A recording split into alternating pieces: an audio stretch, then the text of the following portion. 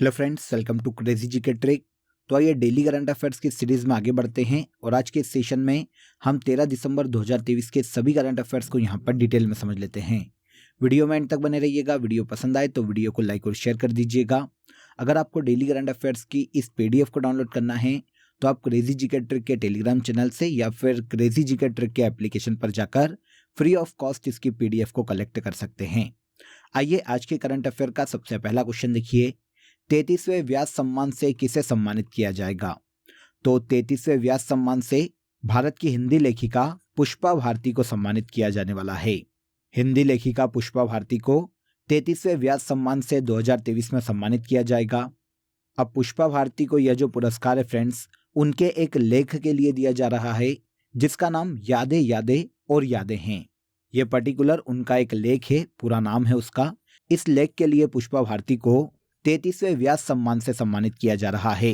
पुष्पा भारती ने अपने इस लेख में देखिए भारत के जो अलग अलग साहित्यकार हैं, विशेषकर हिंदी के जो प्रमुख साहित्यकार हैं, उनके साथ अपने जो स्मरणीय क्षण हैं उनका संकलन किया है।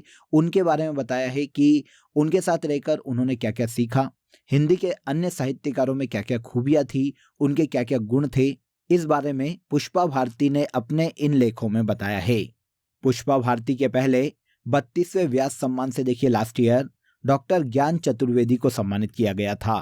डॉक्टर ज्ञान चतुर्वेदी को उनके नोवेल पागलखाने के लिए 32वां व्यास सम्मान प्रदान किया गया था। अब देखिए इस अवार्ड की बात करें, इस पुरस्कार की बात करें तो यह हर साल भारत के किसी ऐसे ऑथर को दिया जाता है जिसके पिछले 10 सालों में कोई भी ऐसी कृति आई हो जिसने हिंदी साहित्य में उत्कृष्ट योगदान दिया हो। तो ऐसे व्यक्ति को व्यास सम्मान से सम्मानित किया जा सकता है। इसकी शुरुआत 1991 में के बिरला फाउंडेशन के द्वारा की गई थी। 4 लाख रुपए प्राइज मनी है व्यास सम्मान की और पहली बार रामविलास शर्मा को व्यास सम्मान से सम्मानित किया गया था 1991 में। और अब 2023 में इस सम्मान से पुष्पा भारती को सम्मानित किया जाएगा जो कि 33वां व्यास सम्मान प्राप्त करेगी। देखिए दोस्तों, अगर आपको मंथली करंट अफेयर्स की डिटेल PDF लेना है तो आप रूट एप्लीकेशन या क्रेजी जीके ट्रिक एप्लीकेशन से डाउनलोड कर सकते हैं। साथ ही आप वीडियो के कमेंट बॉक्स में भी लिंक दिया हुआ है जहां से क्लिक करके आप ले सकते हैं। इन मंथली करंट अफेयर्स PDF में देखिए पूरे मंथ के जो सबसे ज्यादा एग्जाम रिलेवेंट क्वेश्चन होते हैं उन क्वेश्चन को यहाँ पर डिटेल के साथ प्रोवाइड किया गया है जो एग्जाम के लास्ट टाइम रिविजन में आपको बहुत हेल्प करता है। तो एक बार जरूर क्लिक करें। चलिए आगे बढ़ते हैं। सेकेंड क्वेश्चन देखिए, डोडो विलोपन परियोजना मतलब डोडो डी एक्सटेंशन प्रोजेक्ट किस देश ने शुरू किया है? तो डोडो डी एक्सटेंशन प्रोजेक्ट को हाल ही में हिंद महासागर के देश मॉरिशस ने शुरू किया। देखिए डोडो एक ना उड़ सकने वाला एक पक्षी है फ्रेंड्स। ये काफी पहले विलुप्त हो चुका है। अब इसके संरक्षण के लिए और इसे मूल निवास स्थान में फिर से स्थापित करने के लिए एक महत्वाकांक्षी प्रोजेक्ट मॉरिशस के द्वारा चलाया गया जिसे डोडो विलोपन परियोजना या डोडो डी एक्सटेंशन प्रोजेक्ट के नाम से जाना जा रहा है। अब आपके दिमाग में आएगा कि सर अगर ये विलुप्त हो गए तो इनका पुनर्निवास कैसे किया जाएगा? हम उसकी भी बात करेंगे। पहले इस प्रोजेक्ट की बात करते हैं। डोडो डी एक्सटेंशन प्रोजेक्ट देखिए genetic engineering company colossal biosciences और मॉरिशस वाइल्ड लाइफ फाउंडेशन के बीच में एक सहयोग से शुरू किया गया है। डोडो हिंद महासागर में मॉरिशस द्वीप पर एक उड़ानहीन पक्षी है, मतलब जो उड़ नहीं सकता। प्राचीन काल में पहले ही 17वीं सदी में देखिए डोडो विलुप्त हो चुके थे मॉरिशस उसके आसपास के क्षेत्रों से। कारण क्या था? तो जब इंसानी बसाहट वहां पर बढ़ने लगी तो उन्होंने जब शिकार किया, क्योंकि जो इंसान थे वहां पर स्पेशली पोर्चुगीज जो थे वो कुत्ते बिल्लियों का शिकार करते थे और इसके अलावा वहां पर डोडो पक्षी का भी शिकार किया जाने लगा, जिसके कारण 17वीं शताब्दी में ही डोडो मॉरिशस के आसपास के द्वीपों से विलुप्त हो गए। अब इन प्रजाति को जीनोम सीक्वेंसिंग के माध्यम से देखिए फिर से स्थापित करने की प्रक्रिया शुरू की गई है। किसी भी प्रजाति का क्लोन या फिर DNA यूज करके वापस उसे पुनर्स्थापित करना, बनाया जाना, उसकी प्रजाति को वापस शुरू करना जीनोम सीक्वेंसिंग कहा जाता है। प्रत्येक जीनोम में उस जीव के निर्माण और उसे विकसित होने की अनुमति देने के लिए आवश्यक सभी जानकारियां मौजूद होती है। जीनोम के माध्यम से किसी भी जीव को तैयार किया जा सकता है और पुनः उसे स्थापित किया जा सकता है किसी भी क्षेत्र में ले जाकर। तो इस तरह से डोडो पक्षी के संरक्षण के लिए डोडो डी एक्सटेंशन प्रोजेक्ट को मॉरिशस देश के द्वारा हाल ही में शुरू किया गया। ओके, आई होप इजीली आपको समझ में आ गया होगा जो मैंने आपको यहाँ पर समझाया है। अगले क्वेश्चन पर आइए। हाल ही में विकसित Bharat @2047 voice of youth portal किसने लॉन्च किया? तो विकसित भारत @2047 वॉइस ऑफ यूथ एक पोर्टल है फ्रेंड्स, जिसे हाल ही में भारत के पीएम नरेंद्र मोदी ने लॉन्च किया है। उद्देश्य क्या है? उद्देश्य की बात करें तो देखिए, भारत में जितने भी युवा हैं उन्हें भारत के नेशनल प्लान्स, प्रायोरिटीज और भारत में जो गोल सेट किए जाएंगे इन फ्यूचर में, उनमें देश के युवाओं को शामिल करना, मतलब देश के लक्ष्यों के निर्माण में युवाओं को शामिल करना इस पोर्टल का मुख्य उद्देश्य है। भारत @2047 इसका नाम इसलिए रखा गया है कि भारत की आज़ादी के 100 साल पूरे होने तक, मतलब 2047 तक भारत को विकसित राष्ट्रों की श्रेणी में लाना है। तो हाल ही में विकसित Bharat @2047 voice of youth portal को भारत के पीएम नरेंद्र मोदी के द्वारा लॉन्च किया गया। पहले India art, architecture and design biennale 2023 का इनॉग्रेशन किस शहर में किया गया? तो भारत में पहले इंडिया आर्ट, आर्किटेक्चर और डिजाइन बिएनएल कॉन्फ्रेंस का आयोजन हाल ही में भारत की राजधानी नई दिल्ली में भारत के पीएम नरेंद्र मोदी ने किया है। इस कॉन्फ्रेंस का आयोजन भारत में देखिए एक प्रमुख वैश्विक सांस्कृतिक पहल को विकसित करने के उद्देश्य से किया जा रहा है। सम्मेलन के दौरान आत्मनिर्भर भारत सेंटर फॉर डिजाइन का भी भारत के पीएम नरेंद्र मोदी के द्वारा इनॉग्रेशन किया गया। यहाँ पर हम आत्मनिर्भर भारत सेंटर फॉर डिजाइन की बात करें तो ये वोकल फॉर लोकल के विजन को मजबूती प्रदान करते हुए नए डिजाइन और नए इनोवेशन के साथ कारीगर समुदाय को सशक्त बनाने के उद्देश्य से शुरू किया गया है। तो पहले इंडिया आर्ट, आर्किटेक्चर और डिजाइन बाइनल का इनॉग्रेशन भारत की कैपिटल नई दिल्ली में हाल ही में किया गया। नेक्स्ट देखिए, हाल ही में खबरों में रहे परनीत कौर और प्रथमेश जावकर किस खेल से जुड़े हुए हैं? तो भारत के परनीत कौर और प्रथमेश जावकर की बात करें तो ये भारत के दोनों ही तीरंदाजी खिलाड़ी है। आंसर भी हो जाएगा। सुर्खियों में इसलिए है फ्रेंड्स कि दोनों ने ही हाल ही में ताइपे तीरंदाजी ओपन 2023 स्पर्धा में महिला और पुरुष कंपाउंड स्पर्धा में गोल्ड मेडल जीते हैं। तो भारत के परनीत कौर और प्रथमेश जावकर भारत के बहुत ही फेमस तीरंदाजी खिलाड़ी है। देखिए फ्रेंड्स, अगर हम ताइपे तीरंदाजी ओपन 2023 की बात करें तो इस टूर्नामेंट का आयोजन 8 से लेकर 10 दिसंबर तक चीनी ताइपे के ताओयुआन शहर में आयोजित किया गया था।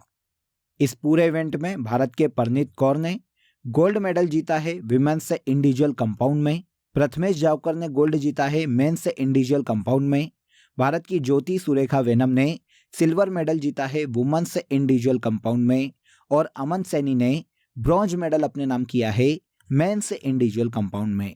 तो इस तरह से ताइपे तीरंदाजी ओपन 2023 टूर्नामेंट में भारत के जो पदक विजेता हैं उनके बारे में यहाँ पर मैंने आपको बता दिया। क्वेश्चन हमारा परनीत कौर और प्रथमेश जावकर से था, तो याद रखिएगा ये दोनों ही भारत के तीरंदाजी खिलाड़ी हैं जिन्होंने ताइपे तीरंदाजी ओपन 2023 में मेंस इंडिविजुअल और वुमेन्स इंडिविजुअल में गोल्ड मेडल अपने नाम किया है। इसके बाद डोनाल्ड टस्क किस देश के पीएम चुने गए? तो डोनाल्ड टस्क की बात करें फ्रेंड्स तो यूरोपीय देश पोलैंड के ये नए पीएम चुने गए हैं। आंसर सी हो जाएगा। पोलैंड के पूर्व पीएम मॉट्यूज मोराविकी ने देखिए संसद में विश्वास मत हारने के बाद अपने पद से इस्तीफा दे दिया था। इनके इस्तीफा देने के बाद डोनाल्ड टस्क को पोलैंड का नया पीएम चुना गया है। पोलैंड में डोनाल्ड टस्क वहां की सेंट्रिस्ट पार्टी सिविल प्लेटफॉर्म के सदस्य हैं। ये पोलैंड में 2007 से लेकर 2014 तक पोलैंड के पीएम के रूप में काम कर चुके हैं और इसके अलावा 2014 से लेकर 2019 तक यूरोपीय परिषद के अध्यक्ष के रूप में भी काम कर चुके हैं। अब डोनाल्ड टस्क को एक बार फिर से पोलैंड का पीएम 2023 में नियुक्त किया गया। पोलैंड, जैसा कि अभी हमने बात की, एक यूरोपीय देश है फ्रेंड्स जिसकी कैपिटल वारसा है और एंड्रेस डूडा वर्तमान में पोलैंड के प्रेसिडेंट के पद पर हैं और अब पोलैंड के पीएम डोनाल्ड टस्क बनाए गए। The city of lake project किस शहर में लॉन्च किया गया? देखिए कंफ्यूज मत होइएगा, सिटी ऑफ लेक के नाम से उदयपुर जाना जाता है, लेकिन the city of lake project को हाल ही में दिल्ली में लॉन्च किया गया है।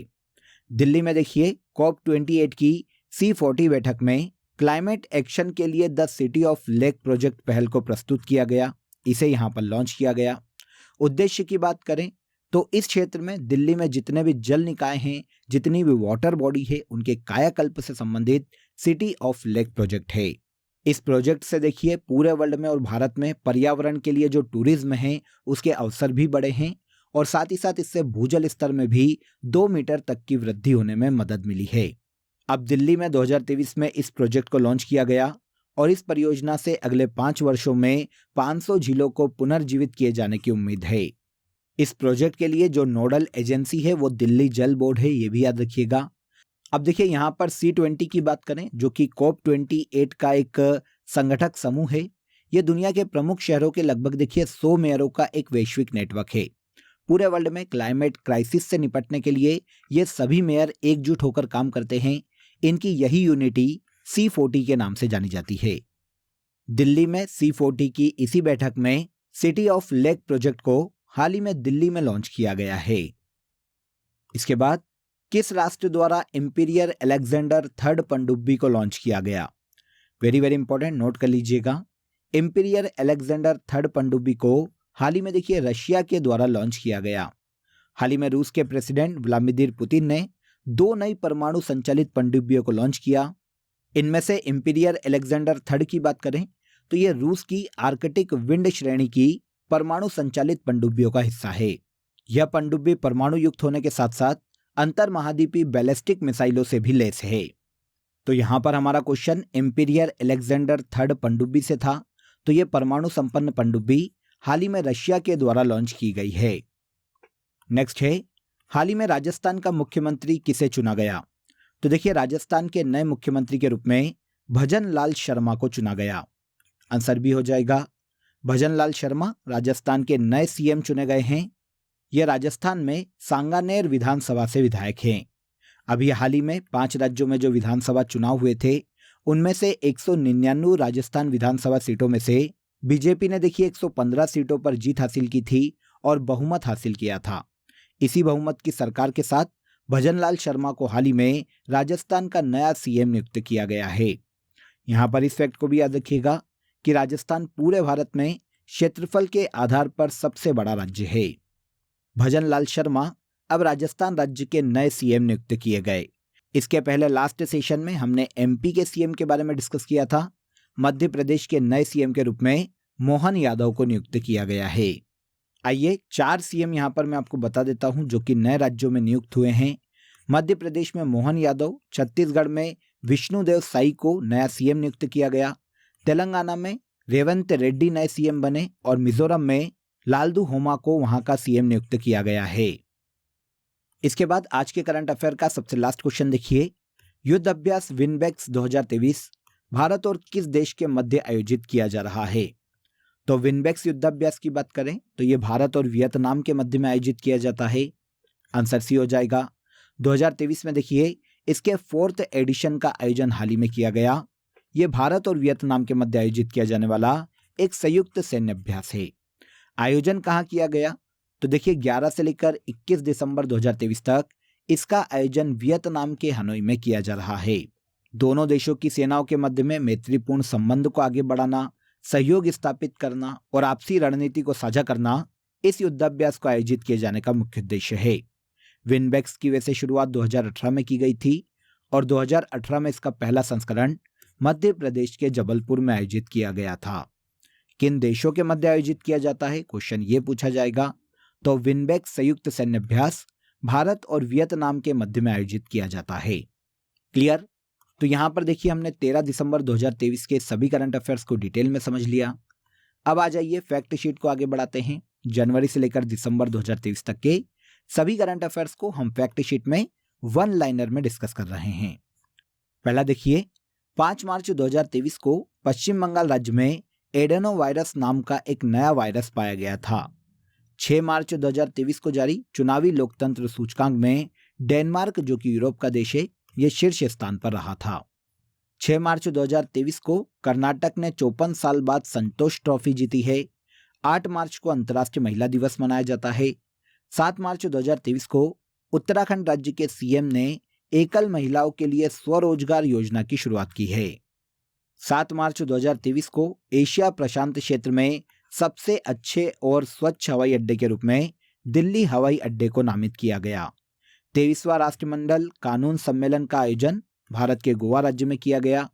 7 मार्च 2023 को सेवलॉन इंडिया ने अपने स्वस्थ भारत मिशन के लिए सचिन तेंदुलकर को दुनिया का पहला हैंड एम्बेसडर बनाया था।